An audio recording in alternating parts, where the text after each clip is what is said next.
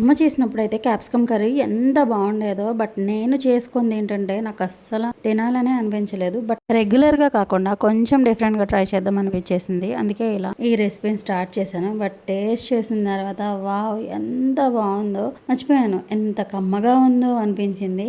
ఏంటి కమ్మగా ఉంది మర్చిపోయింది అనుకుంటున్నారా? ఈ డైలాగ్ నాది కాదండి నిజానికి. మహేష్ గడు ఏంటో ఈ మధ్యన ఏదైనా పెట్టంగానే తిని మమ్మీ కమ్మగా ఉందంటుంది. మన రెసిపీలోకి వచ్చేస్తే ఈ మసాలా ప్రాసెస్ అంతా కూడా వీడియోలో చూసేసారు కదా. ఇంకా స్టవ్ వెలిగించుకొని కడాయి పెట్టేసేసుకొని దానిలో కొద్దిగా ఆయిల్ వేసుకొని కొంచెం పెద్దగా కట్ చేసుకున్న క్యాప్సికమ్ ముక్కలను కూడా వేసేసుకుని బాగా వేగిపోయిన తర్వాత ముందుగా మనం ప్రిపేర్ చేసుకున్న మసాలా పేస్ట్ కూడా వేసేసి దానిలో ఉప్పు, కారం, పసుపు 3 కూడా వేసేసి కొద్దిగా వాటర్ కూడా పోయాలండి. అది బాగా వేగిపోయిన తర్వాత మన ప్రియా ఫ్రెండ్లీ కిచెన్ లో రెడీ చేసి పెట్టుకున్న గరం మసాలాను కూడా వేసేయాలండి. చాలా యమ్మీ అండ్ టేస్టీగా ఉండే క్యాప్సికమ్ కర్రీ రెడీ అయిపోయినట్లే. ఇంతకు ముందు ఎప్పుడు కూడా ఇలా ట్రై చేయలేదు. ఇలా చేసుకొని తినుంటే ఎంత బాగుండేదో అనిపించింది. చూస్తుంటే మీకు కూడా నోట్లో నీళ్ళు ఊరిపోతున్నాయి కదా, అంత బాగుంది. ఇంకెందుకు ఆలస్యం, ఇప్పుడే ట్రై చేస్తారు కదా. అలాగే ట్రై చేసి ఎలా వచ్చిందో కామెంట్ చేయండి. వీడియో నచ్చినట్లయితే లైక్ చేసి కొత్తగా చూసిన వాళ్ళు ఎవరైనా ఉంటే సబ్స్క్రైబ్ చేసుకోండి ప్లీజ్.